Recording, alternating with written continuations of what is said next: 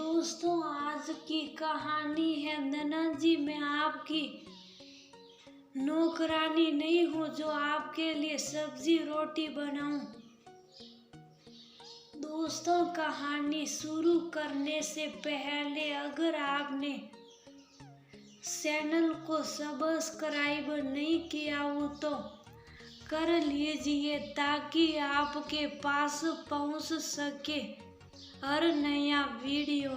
सुरेखा शादी के बाद पहली बार अपने मायके आई तो उसकी भाभी पजी उसे नाश्ता कराने के बाद मुस्कुराते हुए बोली, दीदी आज मैं आपकी पसंद की सब्जी बनाऊंगी, बताइए आपके लिए क्या बनाऊं। ये सुनकर सुरेखा बोली, भाभी आप नौकरानी थोड़ी ना है जो मेरी पसंद का खाना बनाएगी, आपको जो अच्छा लगे बना दीजिए। वैसे भी मैंने आपसे अपनी पसंद का खाना बनवाना कब से छोड़ दिया है, आप जो भी बना देगी मैं खा लूँगी। ठीक है दीदी आप आराम करो, मैं आपके लिए खाना तैयार करती हूँ। कहते हुए उसकी भाभी रसोई में खाना तैयार करने लगी थी। भाभी को रसोई में खाना बनाते देखकर सुरेखा को कुछ समय पहले की याद आ गई थी। जब वह कॉलेज में पढ़ती थी वह अपनी भाभी से बहुत प्यार करती थी।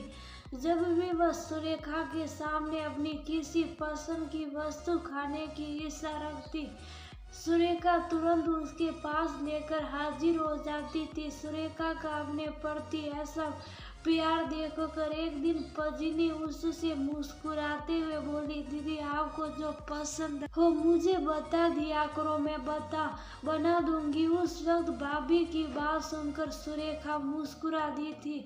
एक दिन सुरेखा की गली में एक सब्जी बेचने वाला आया तो सब्जी वाले की रेहड़ी में हरा साग रखा हुआ था। हरा साग सुरेखा को बहुत पसंद था। उसने तुरंत हरा साग खरीद लिया और अपनी भाभी से बोली, भाभी आज हरा साग बना देना। कहकर वह अपनी किताब पढ़ने लगी थी।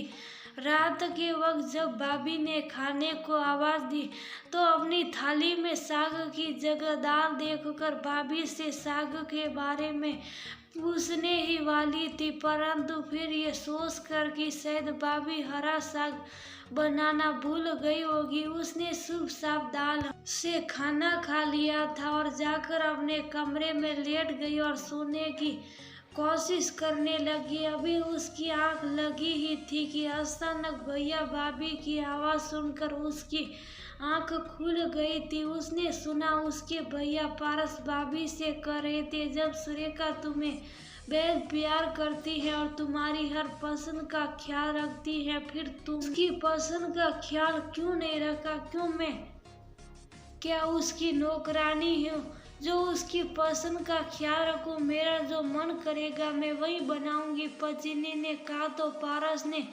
गुस्से में उसे डांट दिया था, जिससे पत्नी अपनी गलती न मानने की बजाय गुस्से में बोली, मैं जहर खाकर अपनी जान दे दूंगी। भाभी की बात सुनकर सुरेखा दुखी हो गई थी। वह कमरे से बाहर आ गई और भाभी से हाथ जोड़ते हुए बोली, भाभी आज के बाद मैं आपसे साग बनाने के लिए नहीं कहूँगी। गलती हो गई जो मैंने आपसे हरा साग बनाने के लिए कह दिया। मैं आपसे माफ़ी मांगती हूँ।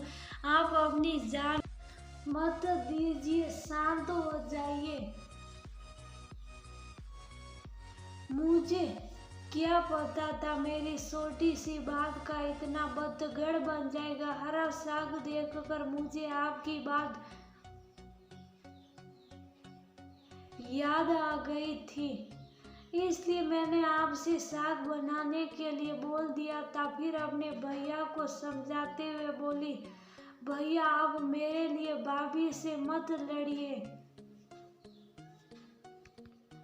कहते हुए उसने अपने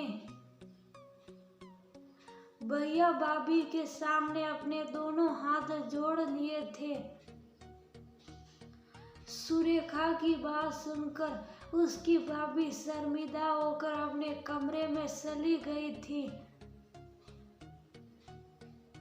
उसके बाद सुरेखा ने कभी भी अपनी भाभी से अपनी पसंद की कोई वस्तु बनाने के लिए नहीं कहा। जब भी उसका मन कुछ खाने को होता वह खुद ही बनाकर खा लेती थी। दीदी, आज मैंने आपके लिए मक्के की रोटी और हरा साग बनाया है, जल्दी से खाइए और बताइए कैसा बना है। भाभी की बात सुनकर सुरेखा यादव के भंवर से बाहर लौटी तो थाली में अपनी पसंद का खाना देखकर मुस्कुराते हुए बोली, आपने हरा साग और मक्के की रोटी क्यों बनाई? कुछ और बना देती। दीदी, प्लीज मुझे ये गलती याद दिलाकर शर्मिंदा मत करो। मुझे अपनी उस गलती पर बेहद पछतावा होता है।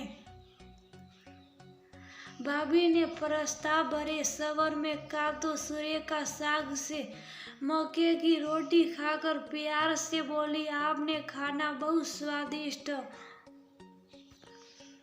बनाया है। अपनी तारीफ सुनकर पजीनी ने सुरेखा को गले से लगा लिया था। ननद भाभी दोनों को आपस में प्यार से गले मिलते देख पारस की आंखें सलग आई थी।